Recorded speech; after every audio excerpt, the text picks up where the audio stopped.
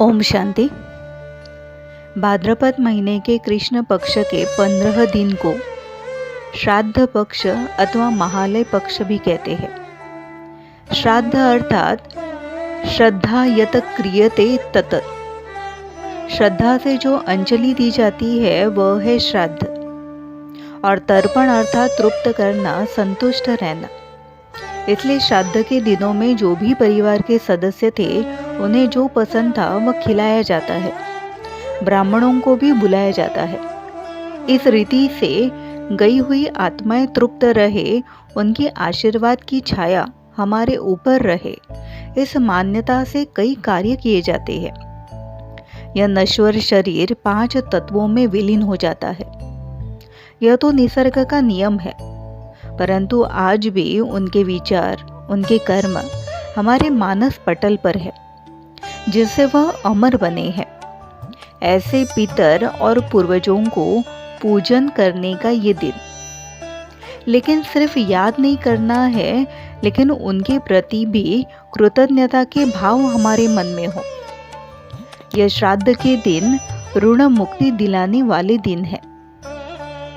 जिन्होंने हमें जन्म दिया, जिनकी छत्र छाया में हम पले बड़े, जिन्होंने अपने स्वार्थ का त्याग कर हमारे लिए दिन रात मेहनत की, हमारी सभी ख्वाहिशें पूरी की, अच्छे संस्कार डालने की मेहनत की, उन पितरों का हम बहुत बहुत ऋणी हैं।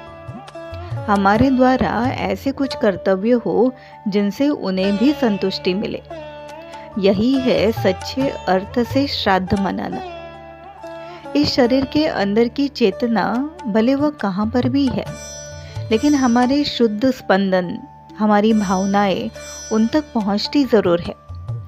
जो भी इन दिनों में विधियाँ की जाती है, उसमें सिर्फ दिल की भावनाएं भरने की जरूरत है। बचपन में जब श्राद्ध के दिनों में भोजन बनता था तो वह पहले घर के आंगन में रखते थे और देखते थे कि कौवा इसे छूता है या नहीं। अगर वह नहीं छूता था तो समझते थे शायद पितर हमसे नाराज है। फिर मन ही मन में उनसे माफी मांगते थे, या फिर उनके जो प्रिय रहे हुए हैं उनके ही हाथों से वो भोजन रखा जाता था। ये तो देखने में आता था कि प्रियजन के हाथों से रखे हुए भोजन का वह स्वीकार कौवा भी करता था। लेकिन ये सच है कि हमारी भावनाएं आज भी उन आत्माओं तक पहुंचती हैं। आज हम जिनके साथ रहते हैं उनके लिए तो रोज शुभ भावनाएं रखें, क्योंकि हम सभी को एक दिन जाना ही है। जाने के बाद तो हम उनके नाम से करते ही हैं, लेकिन जो मेरे अंग संग रहते हैं उनकी संतुष्टि का आज हमें ख्याल रखने की आवश्यकता है। मरने के पश्चात उनकी पसंद की चीज बनाए, उनके बदले आज जो उन्हें पसंद है वह तो उन्हें हम जरूर दें, क्योंकि हर कर्म का फल मिलता है, अच्छा हो या बुरा। इसलिए हमें न दुख देना है न लेना है। कोई भी बंधन मुझे खींचे ऐसे कर्म हमें करने ही नहीं है।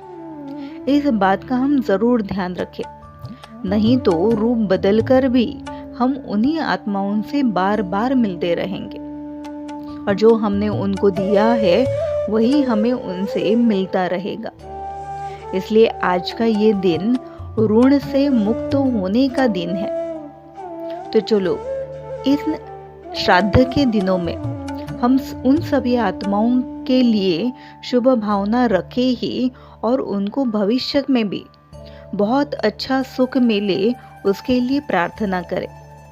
और जो भी हमसे जाने अनजाने में गलतियां हुई है, उस गलतियों की माफ़ी भी उनसे मांगकर इस ऋण से मुक्त होने के लिए ईश्वर के पास याचना करें। ओम शांति।